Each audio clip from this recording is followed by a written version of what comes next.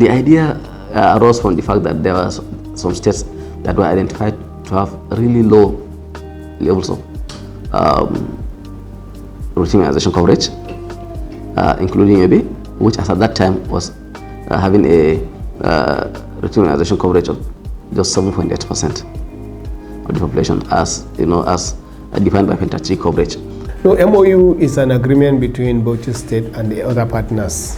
It came in 2014 with the hope of, at that time there's a lot of outbreak of polio and other RI, and then so the MOU is important. The MOU came to be because we want to pool resources into one place so that the activity of polio and other routine immunization should not stop. A system diagnosis was done to look at the root causes of the underperformance, especially of Yobe State, to look at where the areas for concern are. And it was then discovered that as much as there are issues around funding, sustainable funding, assured funding for the routinization of immunization schedules in the state, there were issues around community engagement and demand generation for people to even accept that their wards need to be immunized, appropriately immunized. There were issues around vaccine stock out, and of course the effectiveness of the cold chain. There were issues around governance and accountability, ensuring that even the little funds that are available within the system are appropriately utilized and that we get value for the money.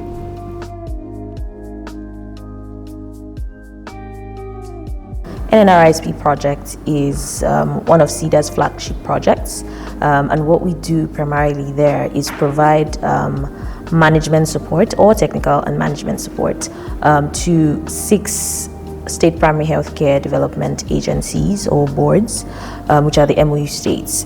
Well, the intent of NNRISP as was designed was to achieve a couple of things. It's to, one, strengthen the capacity of the states, the 6 MOU states, to manage and deliver their routine immunization programs.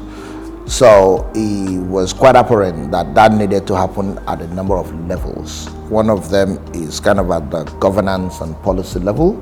Then there is the so things around primary healthcare under one roof, things around institutional governance and other matters. And then the second is really at the programmatic level. So making sure that we have the processes, we have the tools, we have the resources that are needed to implement the program in a sustainable way. And of course, at the third level is the people.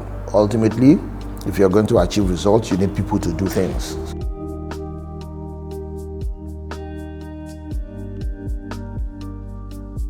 So we instituted a different complete architecture called the direct vaccine deliveries that keep the local government but had the state delivering vaccines directly to the health facilities, and also working innovatively with a private provider, which had never been done at the time, to deliver these vaccines, and then using that as an opportunity to build the state's capacity to deliver. So that created some consistency in terms of the way vaccines were delivered, and also built the third point, which I talked about, which was visibility into the stock. There's no push system at all. But the new system redesigning is now that the national zonal satellite, Northwest zonal satellite pushes vaccine to us on quarterly basis.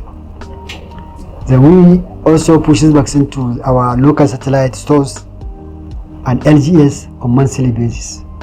So every month we now have the stock balance of all the zones. We now look at their maximum. We now top them to maximum, the zones.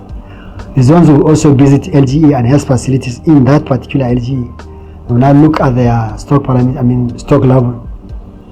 Then they will also conduct physical count and compare the stock balance, the current stock balance, and compare the maximum. So they will now top them to maximum. That was how the system is now going.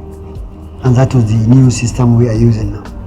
Now, with the establishment of this structure, we've been reviewing our performances on a weekly basis to look at the session conduct, session plan, session conduct. We have fully established a functional working group, and this has eased the activities of routine immunization in the state.